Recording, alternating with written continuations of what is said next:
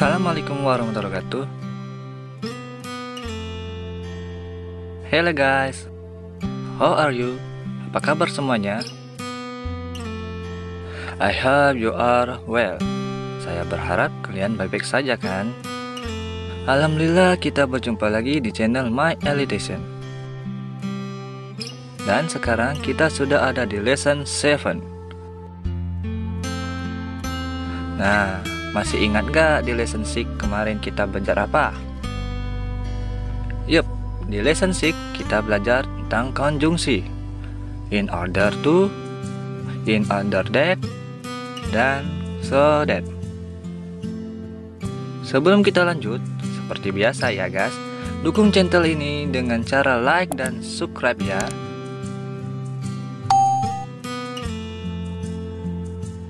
Oke, kalian pasti pernah merasa kalau belajar bahasa Inggris terlihat ribet karena mempelajarinya harus memperhatikan rumus dan materinya. Meskipun demikian, apabila kita memahami kuncinya, kita dapat meningkatkan kemampuan dengan cepat. Namun, untuk mewujudkannya, perlu trik. Nah, salah satunya pelajari adjektif, noun, dan verb. Ketiga aspek ini dapat ditemukan dengan mudah di sebuah kalimat. Seperti yang kita ketahui, dalam bahasa Inggris, subjek plus verb adalah syarat mutlak untuk sebuah kalimat. Apabila suatu kalimat tidak mengandung unsur tersebut, bisa dikatakan susunannya kurang tepat. Mempelajari bahasa Inggris tidak sesulit yang dibayangkan loh guys. Hanya saja kita perlu memahami bagaimana menggunakannya dengan tepat. Sebagai contoh, I have a dream. Memiliki makna, saya memiliki sebuah impian. Verb pada kata tersebut adalah have, sedangkan noun adalah a dream. Kata dream pada kalimat tersebut dapat berubah menjadi kalimat lainnya. Sebagai contoh, I dream about you. Saya bermimpi tentangmu. Adanya perbedaan ini mengacu pada aturan yang berlaku di bahasa Inggris. Agar lebih paham, yuk lihat penjelasan ketiga kata tersebut berikut ini. Jangan kemana-mana ya guys.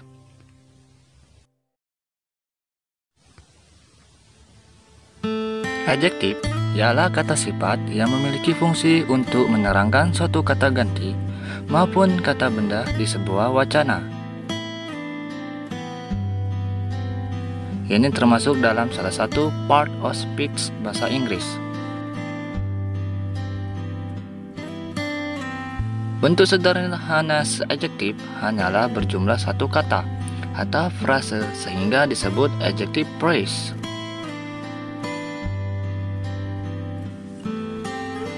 Contohnya ialah many young girls. Dalam kalimat tersebut, many berfungsi sebagai modifier dan young girls merupakan adjektif.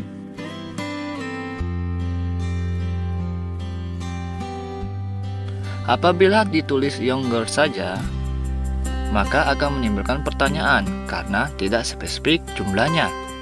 Penggunaan kata sifat ini disesuaikan dengan kebutuhan, apakah ingin memberikan pertanyaan umum atau khusus. Terdapat berbagai macam penggunaan adjektif. Nah, berikut ini ada beberapa penjelasannya. Adjective of quality merupakan salah satu jenis kata sifat yang mengacu pada kualitasnya. Penggunaannya bervariasi, bergantung fungsinya, apakah sebagai objek atau lainnya. Agar lebih memahami, lihatlah contoh-contoh di bawah ini.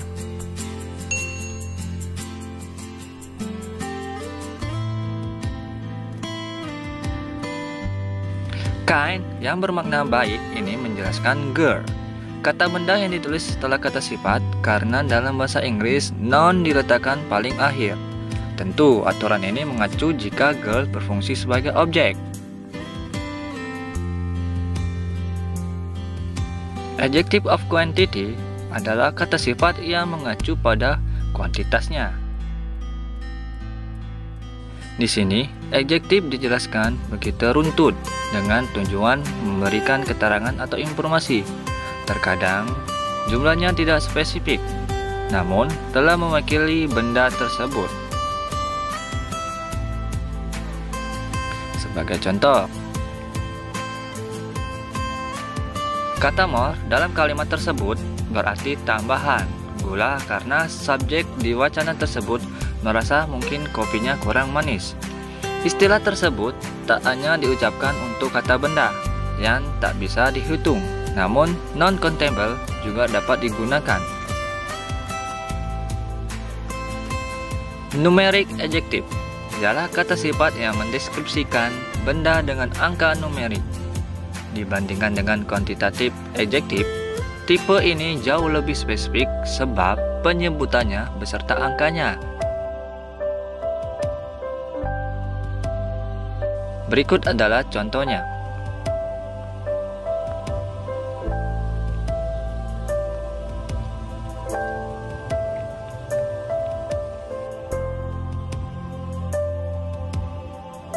Noun adalah memiliki fungsi menunjukkan kata benda baik manusia, hewan, maupun barang. Tak hanya itu, konsep abstrak pun termasuk di dalamnya seperti kesedihan dan kesenangan. Bisa dikatakan definisinya cukup luas. Penggunaan kata benda yang ada di dalam bahasa Inggris terdiri dari beberapa jenis. Adanya perbedaan tersebut dikarenakan fungsinya berbeda-beda.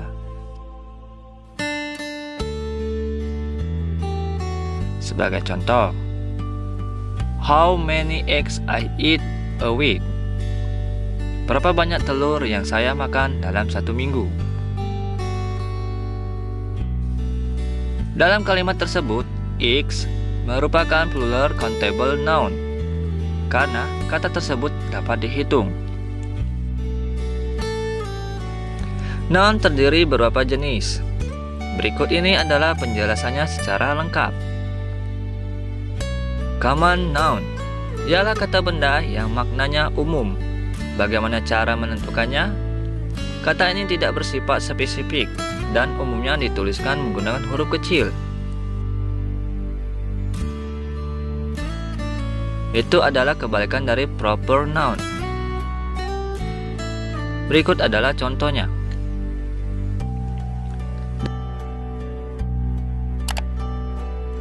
Dari contoh di atas, common noun dapat ditemukan dalam kata Felix. Subjek tidak menjelaskan secara spesifik di pertanyaannya. Orang yang mendengar mungkin membutuhkan jawaban lebih. Untuk itu, dibutuhkan proper noun. Proper noun adalah kata benda yang sifatnya spesifik. Ini digunakan untuk merujuk pada nama sebuah tempat atau barang secara jelas. Ciri utama penggunaan lokasi dituliskan menggunakan huruf kapital.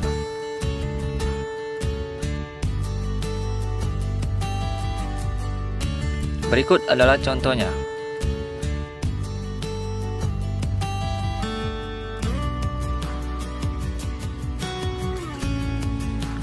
Kata Gramedia merupakan salah satu contoh proper noun karena menjelaskan kata benda secara spesifik. Itu merupakan salah satu nama toko buku. Alih-alih menggunakan bookstore, penulis memilih menggunakan mereknya langsung dengan jelas.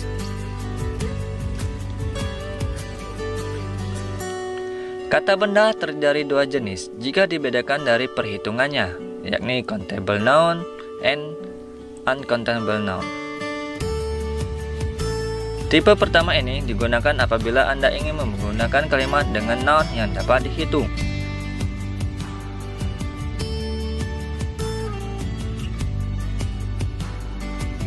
Berikut adalah contohnya. Penggunaan yang bermakna sebuah dipakai untuk menjelaskan satu buah jaket. Selain itu, ada pula uncountable noun yang dipakai untuk menyebutkan kata benda yang tak bisa dihitung. Tak hanya itu, barang dengan satuan tertentu juga termasuk kategori tersebut. Berikut beberapa contohnya. Kata much di atas digunakan untuk menjelaskan air hangat tersebut. Seperti yang kita ketahui, water tak bisa dihitung. Sehingga kita ingin mengatakan banyak air, maka diterjemahkan menjadi much water. Istilah tersebut dipakai apabila mengacu pada jumlah benda tidak spesifik. Pengertian adjektif, noun, verb harus dipahami dengan baik. Salah satunya yaitu singular dan plural noun. Tipe pertama ialah kata benda yang digunakan menyebut benda tunggal. Sementara itu, jenis kedua dipakai guna menuliskan barang berjumlah lebih dari satu.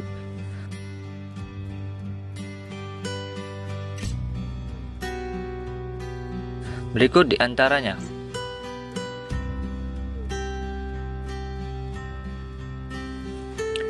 Kata host tetap ditulis apa adanya karena jumlahnya hanya satu, sehingga penulisannya seperti bentuk dasarnya.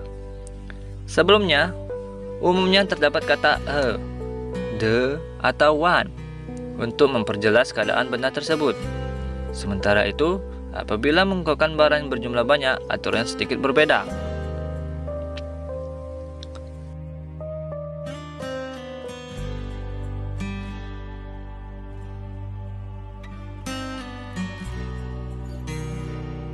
Host yang ada di kalimat di atas ialah bentuk jamak dari host.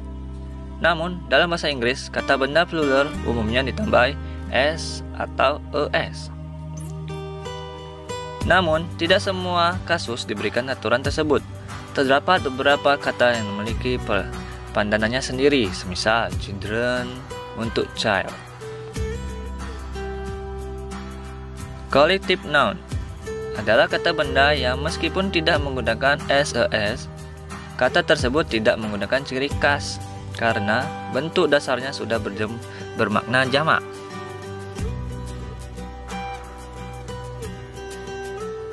Berikut ada beberapa contohnya.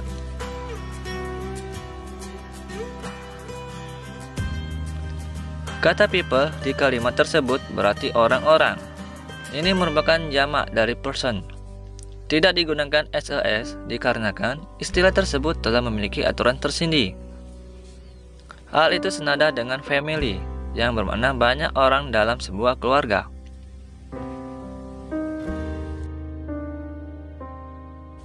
Abstract noun adalah kata benda yang keberadaannya tidak dapat dilihat secara langsung, namun bisa dirasakan. Istilah ini umumnya mengacu kepada perasaan maupun konsep abstrak lainnya. Sementara itu, construct noun merupakan noun berwujud dan dirasakan dengan panca indera.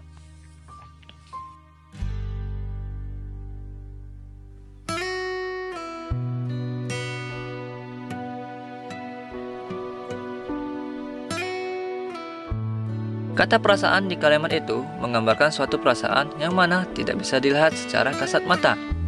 Meskipun demikian, ini dapat dirasakan menggunakan hati sehingga termasuk dalam abstract noun. Hal itu sangat berkebalikan dengan construct noun. Berikut adalah contohnya.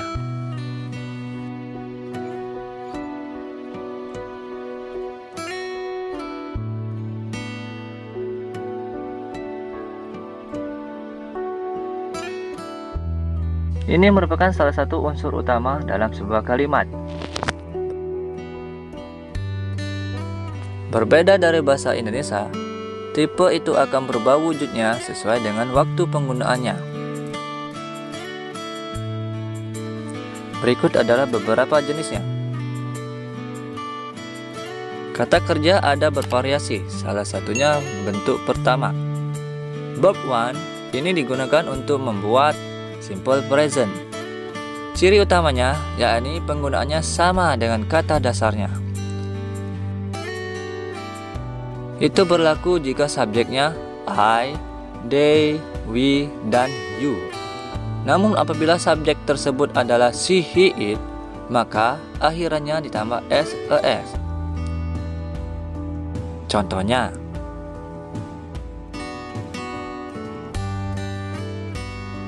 likes merupakan bentuk kata kerja pertama. Bentuk dasarnya like dan mendapat tambahan s karena subjeknya she. Sementara itu, make juga verb one serta tidak mengalami perubahan karena memiliki subjek they. Jadi, penggunaannya disesuaikan dengan pronoun.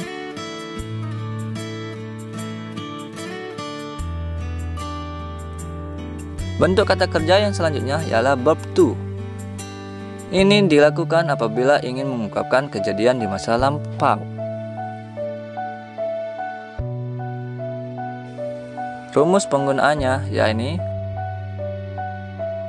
subjek, verb to, objek, atau a verb.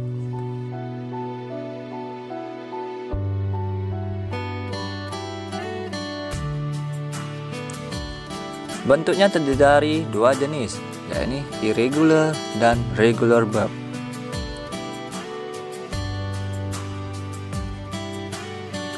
Regular verb merupakan kata kerja beraturan. Jadi, verb hanya ditambahi di atau ed. Sementara itu, irregular verb ialah kata kerja beraturan dan memiliki peraturan sendiri yang harus dihafalkan sesuai pedoman.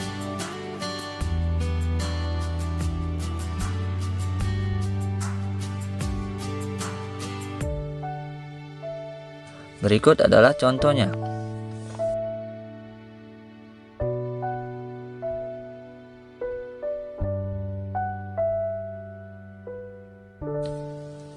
Kata watch it merupakan bentuk lampau dari watch yang merupakan menonton.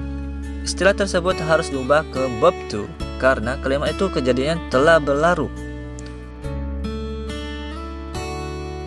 Contoh ini merupakan regular verb, jadi hanya ditambahkan ed saja. Sementara itu, make harus diubah menjadi made karena regular verb.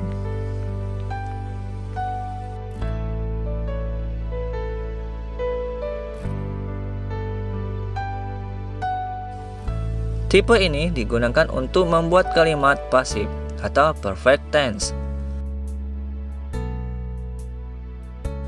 Bentuknya terdiri dari dua, yakni irregular verb dan regular verb. Apabila termasuk dalam kata kerja beraturan, maka hanya ditambah di atau ed saja. Namun, jika irregular verb umumnya ada aturan pada kamus. Sebagai contohnya,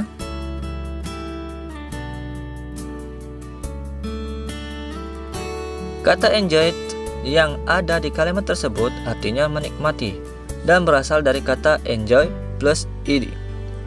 Pemberian tambahan ini dikarenakan kalimat perfect present harus menggunakan verb 3. Senada dengan itu, brought pada teks wacana kedua itu merupakan bentuk ketiga dari kata bring untuk membuat passive voice.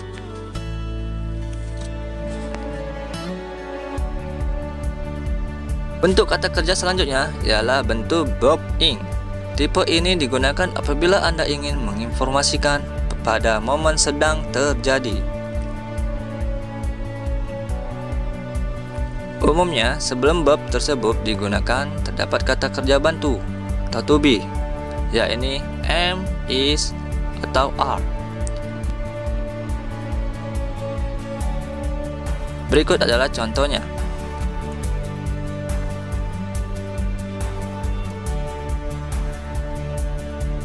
Kata is singing bermakna sedang bernyanyi. Pemberian is tersebut disesuaikan dengan subjeknya. To be yang ada di wacana pasti mengikuti pronoun. Ini terlihat jelas pada kalimat kedua. Am di sana diberikan karena memiliki pronoun I.